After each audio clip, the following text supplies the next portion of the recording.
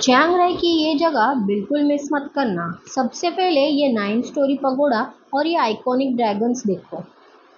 अंदर जाते ही वहाँ की वाइट कार्विंग्स और वुडन स्टैचूज देखकर हैरानी रह जाओगे।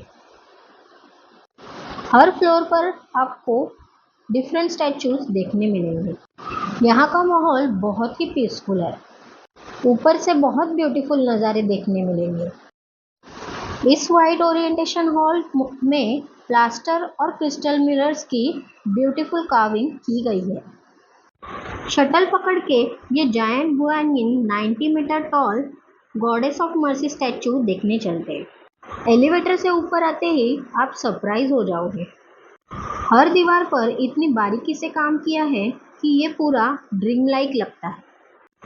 इवनिंग में इस टेम्पल की सुंदरता और भी बढ़ जाती है। That's it for today. Okay, bye bye.